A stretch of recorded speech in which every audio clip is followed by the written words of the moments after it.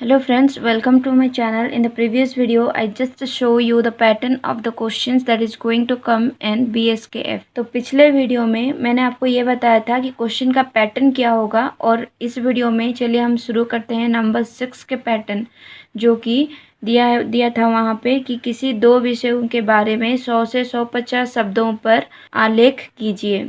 ठीक है, तो ये जो सारे मैं टॉपिक आपको दे रही हूँ ये प्रीवियस क्वेश्चन पेपर से रिलेटेड हैं और उसमें से ही हमने कलेक्ट किया है।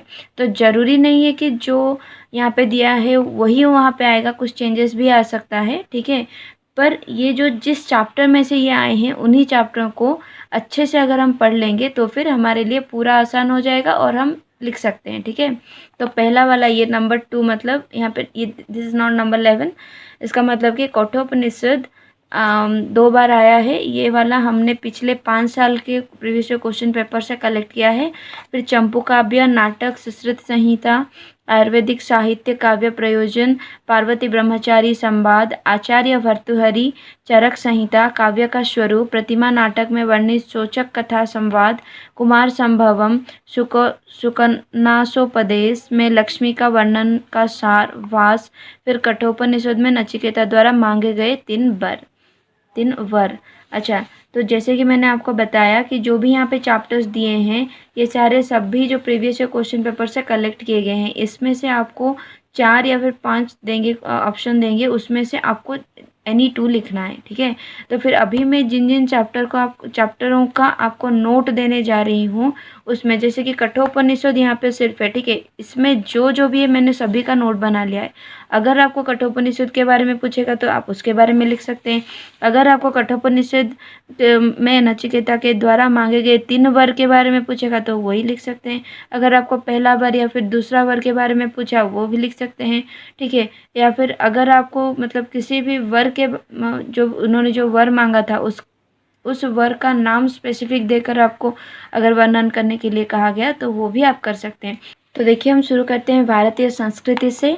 और ये जो भारतीय संस्कृति है इसमें बहुत ही मतलब इम्पोर्टेंट है, क्योंकि ये अगर आप पढ़ेंगे तो निबंध के लिए भी आपके लिए इजी हो जाएगा। पर याद रखिएगा, निबंध आपको संस्कृत में ही लिखना है। ठीक है, तो भारतीय संस्कृति का ये नोट है। संस्कृत भाषा में सम उपसर्ग पूर्वक क्री धातु में 3 प्रत्यय के योग से संस्कृत शब्द का निष्पन्न होता है।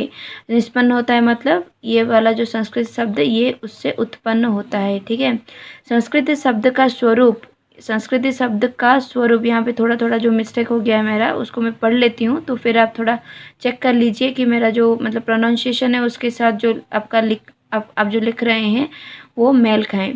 ठीक है, तो संस्कृत शब्द का स्वरूप बहुत व्यापक और विशाल है। मन और आत्मा की तृप्ति के लिए मनुष्य जो विकास या उन्नति करता है वो सब संस्कृति के अंतर्गत आता है। संस्कृति वह आधारशिला है जिसके आश्रय से समाज उत्तम स्वरूप को प्राप्त करता है। भारतीय संस्कृति विश्व की प्राचीन और महान संस्कृतियों में से एक है। इसका प्रारंभिक रूप वेदों में प्राप्त होता है। संसार का प्राचीनतम ग्रंथ ऋग्वेद है। इसमें भारतीय संस्कृति का जो रूप प्रारंभ हुआ वो आज तक अटूट रूप से प्रवाहित है। समाज के साथ भारत की परिस्थितियां बदलती रहीं, परंतु अपनी गतिशीलता गुण के कारण भारतीय संस्कृति का मूल रूप वैसा ही बना रहा। भारत की समस्त सांस्कृतिक परंपराओं और मान्यताओं को वैदिक संहिताओं, उपनिषदों, स्मृतियों, रामायण, महाभारत आदि ग्रंथों में गहराई से स्थापना की गई है। बाद में संस्कृत कवियों और आचार्य ने सुभाषितों, महाकाव्यों, कविताओं, कथाओं और नाटकों में इन्हीं सांस्कृतिक आदर्शों और मानवीय गुणों को सरल रूप में प्रस्तुत किया है। भारतीय संस्कृति की विशेषताएं अनेक हैं, अनेकता में एकता देखना उनमें मुख्य है। अच्छा, एक बात मैं यहाँ पे बता देती हूँ कि बुक में जो दिया है वो बहुत ही व्यापक मतलब बहुत ही ज़्यादा दिया है, और उसमें से समझकर आपको छोटा करके लिखना है, क्योंकि जो भी वर्ड लिमिट दिया है आप थोड़ा ध्यान रखिए कि बहुत ज़्यादा मत लिखना है यहाँ पे। ठीक है, तो इनमें मानव के संपूर्ण विकास यथा मानसिक, शारीरिक, भौतिक, आध्यात्मिक आदि का ध्यान रखा जाता है। मानव को पुरुषार्थी बनाना इसका मुख्य उद्देश्य है। जीवन के सभी लक्ष्यों को पुरुषार्थ का नाम दिया गया है। पुरुषार्थ 4 हैं: धर्म, अर्थ, काम और मोक्ष। जो सभी के उत्थान में सहायक हो वो धर्म कहलाता है। एक सुखी जीवन के लिए आवश्यक धन, संपत्ति और समृद्धि अर्थ कहलाता है। काम का अभिप्राय कामनाओं से है और संसार के बंधनों से मुक्ति पाना मोक्ष है। धर्म और मोक्ष पर बल देकर भारतीय संस्कृति ने अर्थ और काम को आवश्यक माना है। सर्वजनहित या विश्व बंधुत्व की भावना भारतीय संस्कृति का सार है। इनमें सबके सुख कामना की जाती है। सर्वे भवन्तु सुखिनः जैसे कि कहा गया है, तो सर्वे भवन्तु सुखिनः, सर्वे सन्तु निरामयाः, सर्वे भद्राणि पश्यन्तु मा कश्चित् दुःखभाग् भवेत्। और एक बात जो निबंध आता है वो भी ये जो मतलब चैप्टर्स हैं इसके बेसिस पर आता है। जैसे कि ये भारतीय संस्कृति हो गया, इसके ऊपर भी आता है कि हमारा संस्कृति या फिर भारत का संस्कृति। और जो फिर आप पद्य या फिर गद्य पढ़ते हैं उससे भी आ जाता है कि आपका मतलब मेरे प्रिय कवि या फिर मेरे प्रिय लेखक, ऐसे भी आ जाता है। ठीक है, तो ओवरऑली हमें ये सभी को कवर करने हैं। ठीक है, तो नेक्स्ट जो टॉपिक दिया है वो नीति शतक भर्तृहरि के बारे में है। देखिए भर्तृहरि के बारे में भी आ जाता है। ये वाला सिर्फ निबंध के बारे में है। यहाँ पे देखिए, महाभारतम भाष्यशीलं परम भूषणम हितोपदेशम संस्कृत भाषाया महत्वम वैश्विक आतंकवाद मम देशः विद्याधन सर्वप्रधानम संस्कृति संस्कृतम आश्रिता। ठीक है, ये वाला भी भारतीय संस्कृति से ही आप लिख सकते हैं। ये वाला भी भारतीय संस्कृति से भी आप लिख सकते हैं। ठीक है, जो भी मैं नोट दे रही हूँ उसके साथ आप खुद का भी कुछ सेंटेंस या फिर कुछ भी जोड़कर भी लिख सकते हैं। मम प्रिय कवि ही सर्वे गुणा कांचनम आश्रयन्ते आधुनिके समाजे नारीणां स्थितिः वेदोऽखिलो धर्ममूलं मम प्रियं पुस्तकम आलस्यम ही मनुष्याणां शरीरस्थो महारिपुः। इतना जो है ये निबंध है। ठीक है, और निबंध में भी आपको 4 ऑप्शन देते हैं, उसमें से ही आपको एक लिखने होते हैं। ठीक है, तो ये जो है ये आपका जो ये क्वेश्चन था ना, एनी 2 क्वेश्चंस आपको लिखने हैं 100 से 150 के अंदर।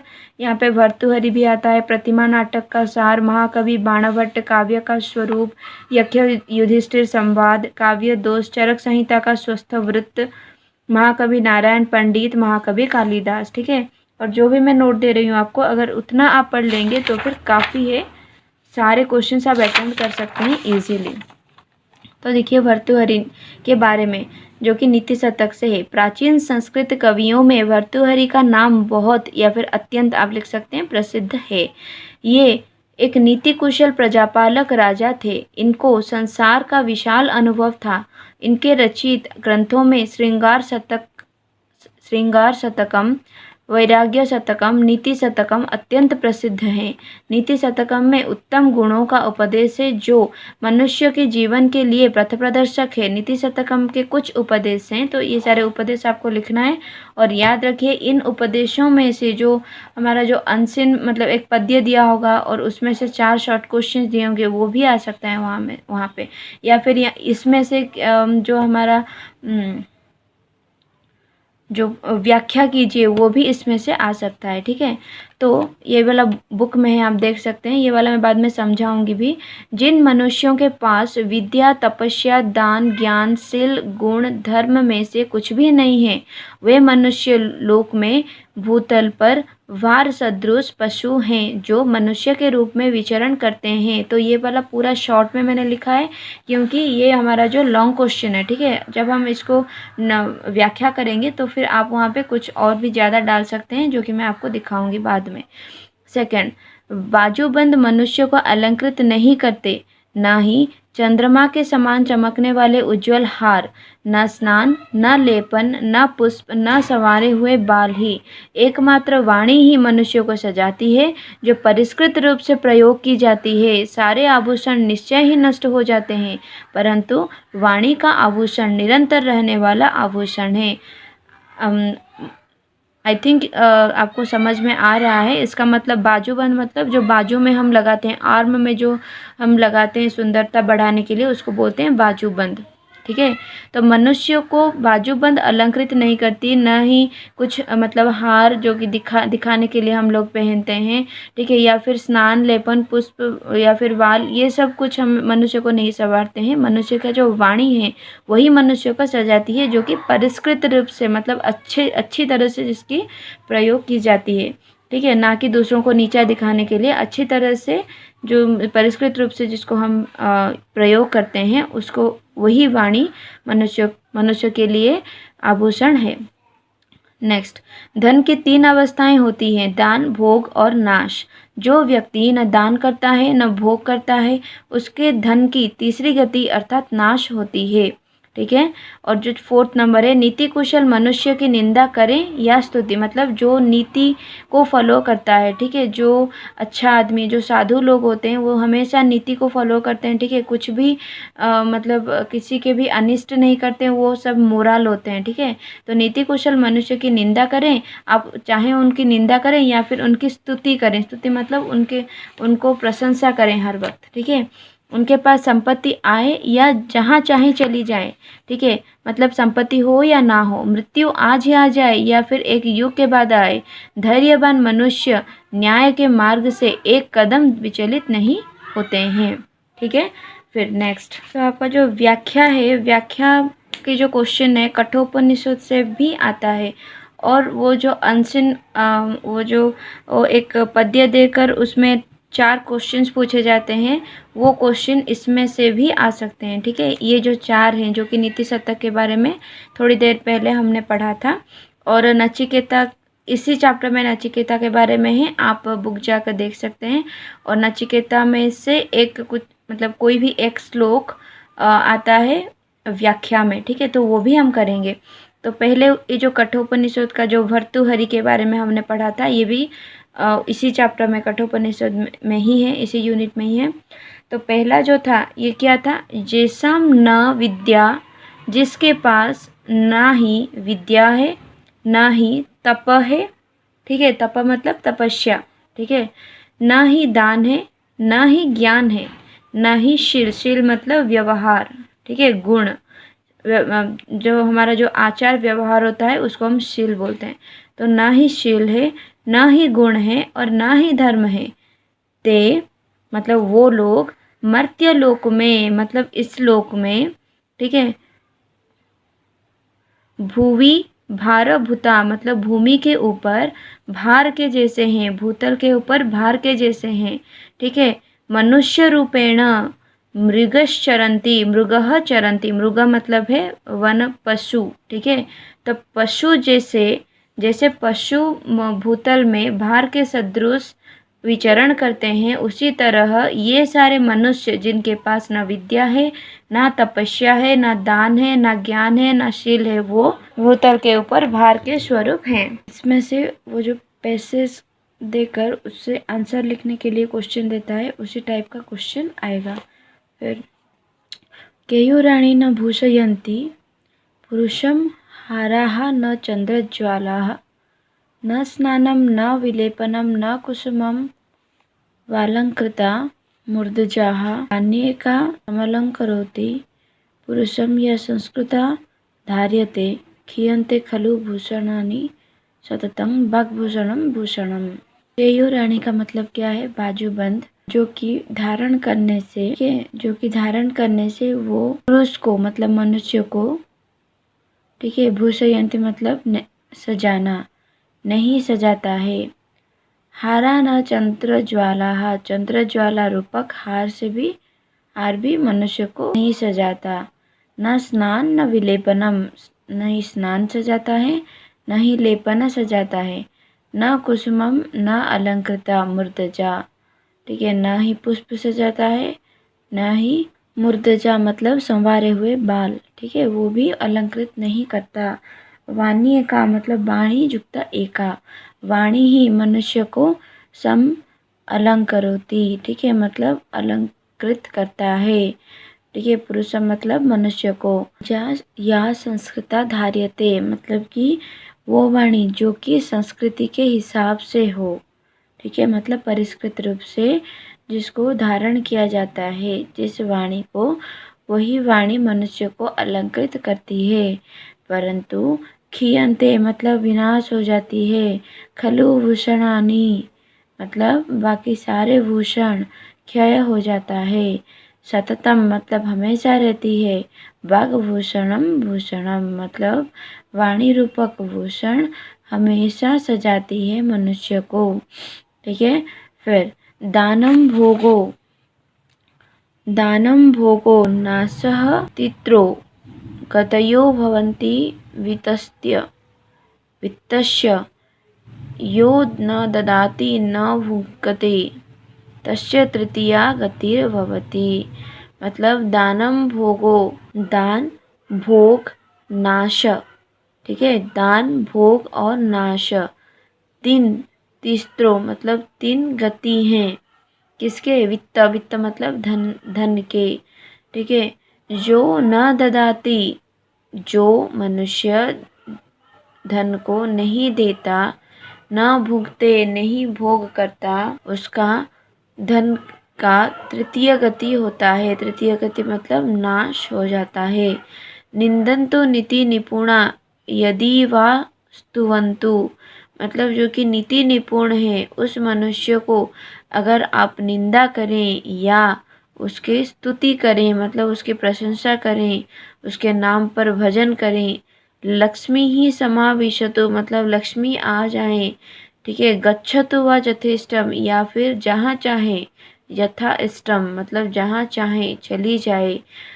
अदैव व मरणमस्तु। ठीक है। मतलब अद्य मतलब आज ही, मरण यहाँ पे अणा नहीं है। ठीक है। अणा होगा यहाँ पे। आज ही मरण आ जाए या फिर युग अंतरे मतलब एक युग चले जाने के बाद मरण आए। न्यायात पथः न्याय के पथ में, प्रविचलन्ति पदम मतलब जो पद न्याय के पथ में चल रहे होते हैं। ठीक है। न धीरा वो विचलित नहीं होते। जो न्याय के पथ पर चलते हैं जो पद, वो धैर्यवान व्यक्ति विचलित नहीं होते।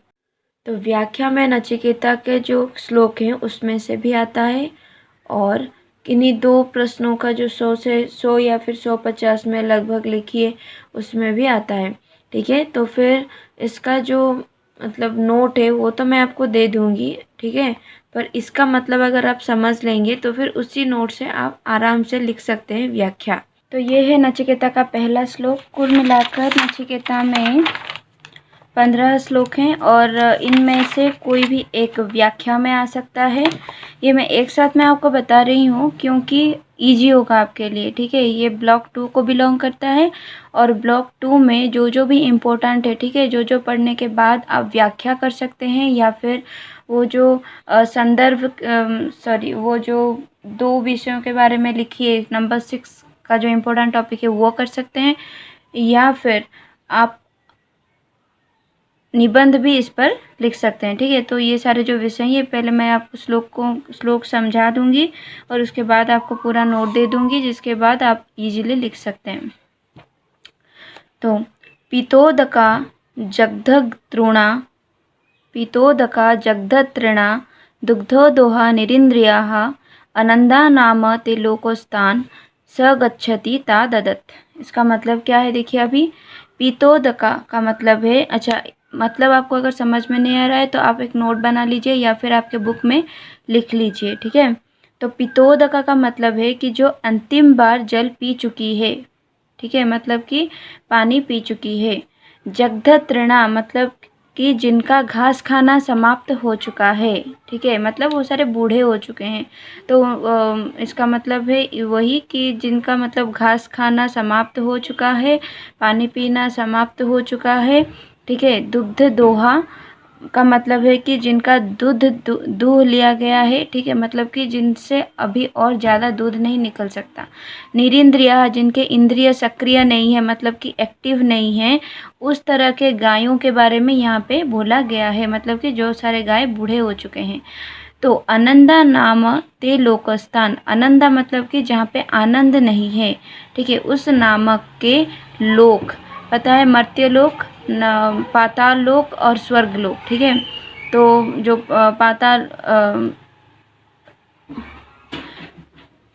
तो तीन तरह के लोक होते हैं, और एक है नर्क जिसे हम बोलते हैं। तो वो नर्क है, नर्क एक लोक है जहाँ पे कि आनंद का वास नहीं है, मतलब वहाँ पे आनंद नहीं है। तो उस अनंदा नामक लोक मतलब नर्क लोक में जाएंगे, स गच्छति वो जाएंगे, जो कि ता ददत्ता मतलब इन सारे गुणों वाले गायों को जो दान में देंगे वो अनंदा नामक लोक मतलब नर्क को प्राप्त होंगे।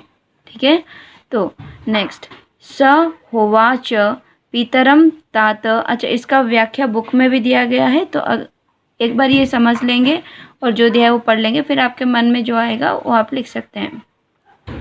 स होवाच पितरम तात कस्मै मा दास्यसि द्वितीयं तृतीयं तं होवाच मृत्यते त्वा ददामिति। स ह उवाच, स ह मतलब वह, उवाच मतलब कहा, उसने कहा, पितरम मतलब अपने पिता से उसने कहा, तात मतलब पिता। ठीक है, तो पिता कस्मै माम दास्यसि। अच्छा, याद कीजिए, अगर हम किसी को दान कर रहे हैं तो फिर जिसको दान करें उसका मतलब चतुर्थी होगा, तो इसके हिसाब से कस्मै है। तो पिता आप मुझे किसको देंगे, तो द्वितीय तृतीय मतलब 2 बार 3 बार, तम उनको, तम ह मतलब उनसे, उवाच पूछने से, उन्होंने बोला कि मृत्यवे मतलब मृत्यु को, त्वा मतलब तुम्हें दान करता हूँ। ठीक है, फिर वैश्वानरः प्रविश इति अतिथि ब्राह्मणो गृहान् तस्यै तां शांति कुर्वन्ति हर वैवस्वत ओदकम। इसका मतलब क्या है, देखिए, वैश्वानरः मतलब कि अग्नि रूप देवता। ठीक है, मतलब मतलब अग्नि देवता रूपी नर। ठीक है, मतलब जिस नर को देखने से अग्नि देवता की मतलब आभास हो उससे बोलते हैं वैश्वानरः। ठीक है, प्रविश मतलब प्रवेश, वैश्वानरः मतलब अग्नि देवता रूपी नर ने प्रवेश किया है, किसके रूप में, अतिथि के रूप में, अतिथि के रूप में ब्राह्मण ने। ठीक है, एक ब्राह्मण का नर, एक ब्राह्मण जो कि अग्नि देवता रूपी हैं, वो हमारे घर में गृहान मतलब हमारे घर में अतिथि के रूप में उन्होंने प्रवेश किया है। तस्यै ताम मतलब उनको, शांति कुर्वन्ति उनको शांत कीजिए। ठीक है, हर वैवस्वत मतलब वैवस्वत का मतलब है सूर्यपुत्र। ठीक है, यमराज को सूर्यपुत्र भी बोलते हैं। तो ये बात उनके पत्नी ने उनको बोला है कि हे वैवस्वत मतलब हे सूर्यपुत्र, आप उनको शांति कीजिए। कैसे शांत करना है उनको, यहाँ पे देखिए, वैवस्वत उदकम, उदकम ये वाला क्या है, उदकम। ठीक है, उदकम का मतलब है जल। ठीक है, हरा मतलब है ले आइए, तो उनके लिए जल मतलब उदकम ले आइए और उनको शांत कीजिए। ये बीच में मैंने एक छोड़ दिया था। ठीक है, और ये भी बहुत बार आता है। तीसरो रात्रियोद वाशी गृहे में अनशनन, ये ब्रह्मा है। ठीक है, ब्रह्मण न तिथि नमस्यः नमस्तेस्तु ब्रह्मन् स्वस्ति मेस्तु तस्मात् प्रति त्रीन वरान वृणीष्व। इसका मतलब क्या है, देखिए, तीसरो रात्रि मतलब 3 दिन 3 रात्रि। ठीक है, 3 रात्रि यहाँ पे अवास्य है। अवास्य मतलब कि आपने निवास किया, मेरे घर में रुके आप। ठीक है, मैं मतलब मेरे, तो मेरे घर में आप 3 रात तक रुके। अनशनन मतलब अनशन करके, मतलब कि आप मतलब बिना खाए। ठीक है, बिना भोजन किए आप मेरे घर पे 3 दिन रुके। ब्रह्मण अतिथि नमस्य मतलब ब्रह्मा है आप और आप मेरे अतिथि हैं, इसीलिए आप नमः योग्य हैं। ठीक है, नमस्य मतलब नमः योग्य हैं, तो इसीलिए आपको मैं प्रणाम करता हूँ। नमस्तेस्तु ब्रह्मण, हे ब्रह्मण आपको मैं प्रणाम करता हूँ। स्वस्ति मेस्तु, ठीक है, मेरा कल्याण कीजिए। तस्मात् प्रति, ठीक है, ये जो तस्मात् मतलब उन सब के प्रति मतलब बदले में, किन सब के बदले में, ये जो 3 रात्रि ये बिना खाए बिना पिए कुछ भी उनके घर में रुके, तो उसके बदले, ठीक है, मतलब कि यमराज सोच रहे हैं कि ये उनके मतलब ये नहीं करना चाहिए था, क्योंकि अतिथि को बिना भोजन किए रखना ये अच्छी बात नहीं है, ठीक है। तो ये जो उन्होंने उनसे ये जो अनजाने में गलती हो गई, इसके बदले में तस्मात् प्रति त्रीन वरान, मतलब कोई भी 3 वर आप मुझसे मांग लीजिए। वृणीष्व मतलब मांग लीजिए। शांत संकल्प सुमना यथा स्याद् वीतमन्युः गौतमो माभिमृत्यो त्वत् प्रसृष्टं माभिवदेत् प्रतीत एतत् त्रयाणां प्रथमं वरम वृणे। इसका मतलब क्या है देखिए, तो देखिए मृत्यु मतलब हे मृत्युदेव, नचिकेता बोल रहे हैं कि हे मृत्युदेव, मावी मतलब मेरे प्रति, ठीक है, मेरे प्रति, गौतम मतलब उनके पिता गौतम ऋषि, उनके पिता गौतम ऋषि, वीतमन्युः मतलब क्रोध रहित, ठीक है, उन्होंने जो गुस्से में मुझे बोला था कि नहीं तुम चले जाओ मृत्युदेव, मैं तुम्हें मृत्युदेव को सौंप देती हूँ, उन्होंने जो बोला था, तो उस क्रोध को, वो जो क्रोध है वो मेरे लौटने के बाद भी वो वैसे ही ना रहे, वो क्रोध रहित हो जाए, ठीक है, उनका गुस्सा शांत हो जाए। फिर शांत संकल्प, वो शांत हो जाएं। सुमना मतलब प्रसन्न हो जाएं, ठीक है, स्याद का मतलब हो जाएं, तो वो प्रसन्न हो जाएं, वो शांत हो जाएं, वो शांत हो जाएं, वो क्रोध रहित हो जाएं, ठीक है। त्वत् प्रसृष्टम मतलब आपके द्वारा भेजे जाने के बाद, माँ भी मतलब मेरे प्रति, ठीक है, अभिवदेत प्रतीत, प्रतीत मतलब पहचानना, अभिवदित मतलब बातचीत करना, मतलब कि आपके द्वारा भेजे जाने के बाद वो मुझे पहचाने, मुझसे बात करें। एतत् मतलब यही, त्रयाणाम मतलब 3 वरों में से, प्रथम वर में मांगता हूँ, वृणे मतलब मांगता हूँ। नेक्स्ट, फिर यथा पुरुस्तात् भविता प्रतीत औद्दालकीः आरुणिः मत् प्रसृष्टः सुखं रात्रिः शयिता वीतमन्युः त्वां ददृशिवान् मृत्युमुखात् प्रमुक्तम। इसका मतलब क्या है, जब नचिकेता ने उनको पहला वर मांगा तो फिर प्रत्युत्तर में यमराज ने बोला कि जिस प्रकार, ठीक है, यथा मतलब जिस प्रकार, पुरुस्तात मतलब पहले, भविता प्रतीत तुम्हें जैसे तुम पहले थे, ठीक है, वैसे ही तुम्हें वो पहचानेंगे। औद्दालकी ही मतलब हे उद्दालक के पुत्र, तो वो नचिकेता को बोल रहे हैं उद्दालक के पुत्र, देख सकते हैं ऐसे, उद्दालक के पुत्र, ठीक है, हे उद्दालक के पुत्र, औद्दालकी ही, आरुणी मतलब तुम्हारे पिता, ठीक है, तुम्हारे पिता, मत प्रसृष्ट का मतलब पहले मैंने क्या बताया था, यहाँ पे भी था त्वत् प्रसृष्ट मतलब आपके द्वारा भेजा गया, यहाँ पे मत प्रसृष्ट मतलब मेरे द्वारा भेजा गया, मतलब मेरे द्वारा भेजे जाने के बाद, हे औद्दालकी तुम्हारे पिता तुम्हें पहले की तरह पहचानेंगे, ठीक है। सुखम रात्रि ही शयिता रात्रि में सुख की नींद सो सकेंगे। वीतमन्यु हो मतलब क्या, क्रोध रहित था, तो क्रोध रहित हो जाएंगे।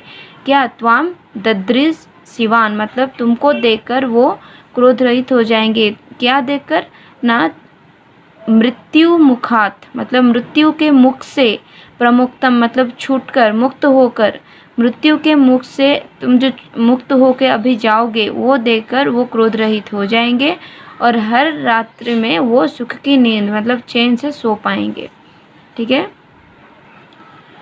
इसके बाद नचिकेता ने दूसरा वर मांगा।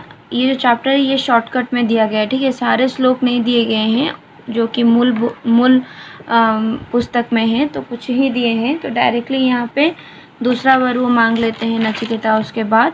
तो देखिए, स्वर्गे लोके न वयं किंचिन अस्ति न तत्र त्वं न जरया बिभेति उभे तित्वाः अशनाया पिपाशे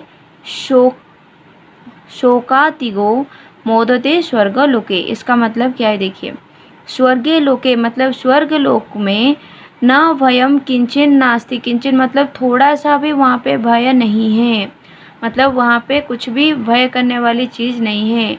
न तत्र त्वम, तत्र मतलब वहाँ पे, त्वम मतलब आपका भी भय नहीं है वहाँ पे, आप भी नहीं है वहाँ पे, आपका भी भय नहीं है वहाँ पे। न जराया विवेति, जराया मतलब बुढ़ापा, जैसे कि हमें डर रहता है कि हम बूढ़े हो जाएंगे तो कभी भी मतलब बूढ़े हो जाएंगे तो फिर हम मर जाएंगे, तो ये जो डर है तो वहाँ पे बुढ़ापे के भी डर नहीं है, ठीक है, बुढ़ापे का भी डर नहीं है।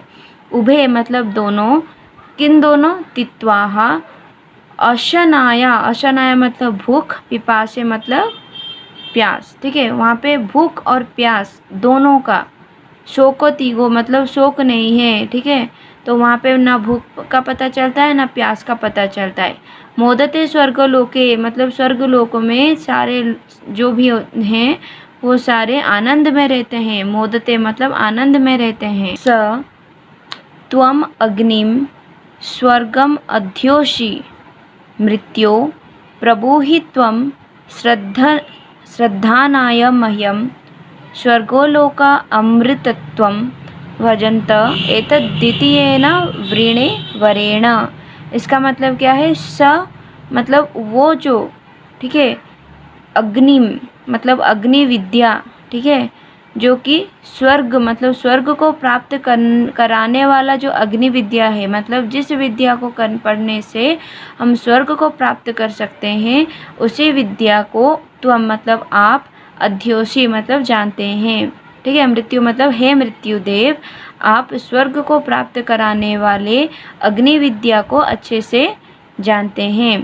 प्रवहित्वम तो वो जो विद्या है उसको, श्रद्धानाय मह्यम मतलब मुझ श्रद्धालु को, ठीक है, मतलब मुझे, मैं श्रद्धालु हूँ तो मुझ श्रद्धालु को त्वम मतलब आप, प्रभु ही मतलब भली भांति समझाइए वो अग्नि विद्या। स्वर्गलोका अमृतत्वम मतलब स्वर्गलोकों को पाकर, अमृतत्व मतलब अमरता, भजंत मतलब पाते हैं, प्राप्त करते हैं, स्वर्गलोक को जो प्राप्त करते हैं वो अमरता ही पाते हैं।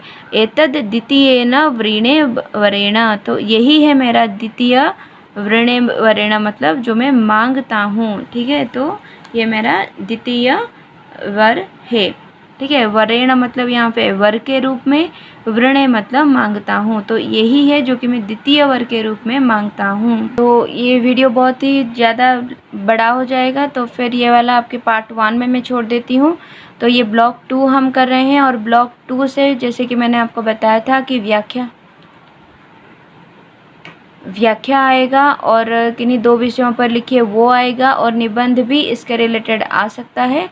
उसके बाद ब्लॉक 1 एंड ब्लॉक 3, ब्लॉक 4 ये सब अलग अलग से समझा दूंगी नोट के साथ। तो ये तो था, ये और भी है, ठीक है, 15 तक है मैंने आपको बताया था, तो यहाँ तक आपको समझना है। उसके बाद मैं आपको नोट दे दूँगी, और किसका आंसर क्या लिखना है वो भी बताऊँगी, ठीक है। तो जुड़े रहने के लिए stay tuned. Share the video, अगर आपको अच्छा लगा आपके दोस्तों के साथ आप शेयर कीजिए, लाइक कीजिए, सब्सक्राइब करना मत भूलिए। Thank you.